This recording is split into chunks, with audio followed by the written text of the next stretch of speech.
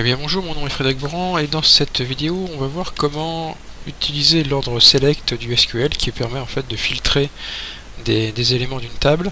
Alors on dit projeter hein, si on est dans le vocabulaire exact. Le problème projeter quand on parle de select, on a tendance à vouloir dire sélection, le vocabulaire est un peu compliqué, donc on va dire filtrer ou plutôt sélectionner, même si c'est pas le bon terme, j'en ai conscience.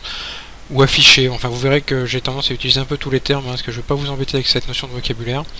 Alors l'idée, ça va être dans un premier temps de vous apprendre la structure select de la façon la plus simple possible, et dans sa version la plus simple possible, à savoir le select from. Alors ce que je vais faire, c'est que on va travailler toujours sur ma base de données hospitalière, avec la table personnelle, et dans un premier temps, je voudrais afficher tout ça dans une requête. Ça c'est la version la plus simple qui existe des requêtes. Création de pardon, qu'est-ce que j'ai fait là? Donc création de requête, fermer, mode SQL.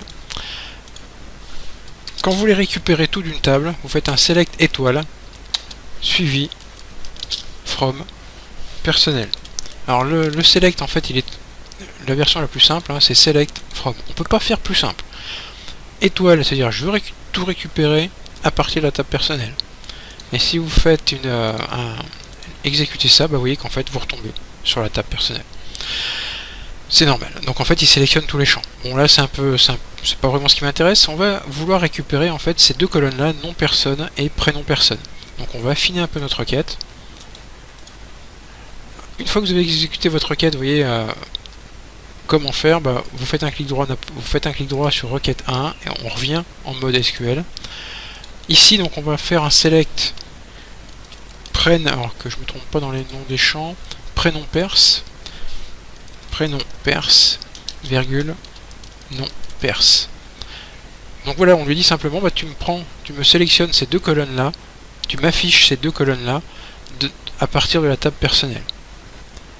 Et si on fait exécuter, il nous met bien le prénom suivi du nom. Alors que je vous rappelle, hein, dans la table, si on est en mode création, pardon, c'est là, on a le nom suivi du prénom. Donc là on a simplement un petit peu inversé. Donc rien de très compliqué. Retenez simplement de cette première vidéo que le select de base c'est un select from.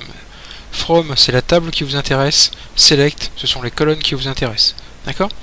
Donc voilà, donc on va se revoir très vite dans une prochaine vidéo pour améliorer un peu le filtrage de ça. Je vous laisse vous abonner à ma chaîne, allez voir mon site où vous verrez un nombre conséquent d'exemples sur le select from where, etc. Et on se retrouve donc dans une prochaine vidéo. Merci.